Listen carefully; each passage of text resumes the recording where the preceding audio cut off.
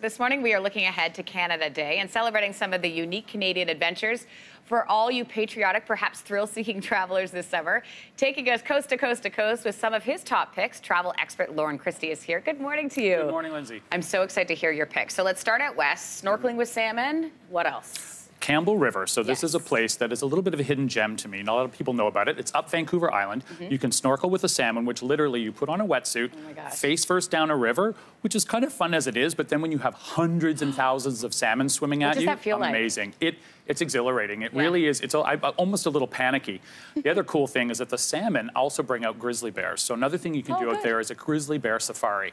You actually have to leave Campbell River and go to the mainland because there's no grizzly bears on the island, but you leave from Campbell River, you go to Orford Bay, and you go to a local indigenous tribe takes you through the woods, and you go up on these tree houses and on a bus, and you literally, we saw 5 salmon.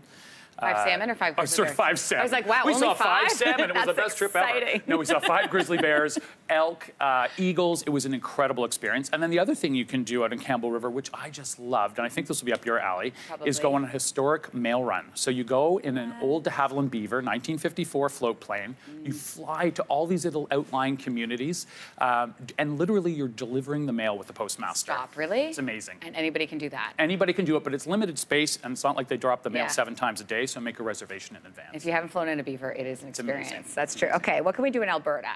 Well, Alberta, they have obviously tons of things to do, but the one I picked was Mount Norquay doing the Via Ferrata, which is Italian for Iron Road. And it's basically just an amazing adventure up in the mountains where you're going on suspension bridges, going on pulleys, exploring the mountain. And this is for true adventurers.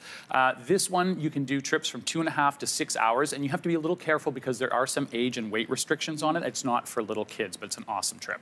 Head over to the East Coast now. Tidal bore rafting, something I did, which I found so much fun when I was living there. So the Bay of Fundy, as we all know, in the Maritimes is the highest tides according to the Guinness Book of World Records. So when that tidal bore raises and that first wave goes up into the rivers and inlets, it creates a waves. So you go on the Shubenacadie River when it's calm and you think, what is this all about? I was thinking the same thing. I was like, what is going to happen really? And then soon 8 to 12-foot waves take over, and it is the most amazing natural phenomenon, plus just a lot of fun. And there's several outfitters there that do it, and just this year they've released a package where you can get a cottage, lobster boil, rum tasting, and do your... I mean, does it get better than that? It's amazing. What about lunch with a view in Newfoundland? Well, this is for people who maybe they don't want it quite as strenuous. So one of the favorite things to do in Newfoundland, if you're in St. John's, you take an hour drive out to Fairyland, nice calm walk out to the Atlantic Ocean, and if you go to the Fairyland Lighthouse, you can actually pick up a picnic, killer lemonade, great baked goods. They give you a basket, they give you a blanket, and then you go hang out on the side of the water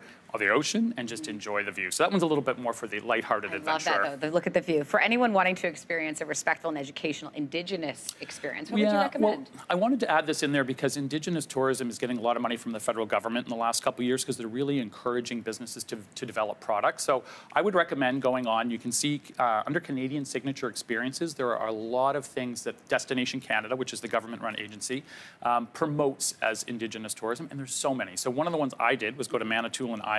Oh, great. The Great Spirit Circle Tour, and that actually was a bunch of things, medicine walk, canoeing, and we got to be able to make a drum. It was really wonderful, and it's something every Canadian should do. Listen, it's a tough job, but somebody has to do it, Loren, right?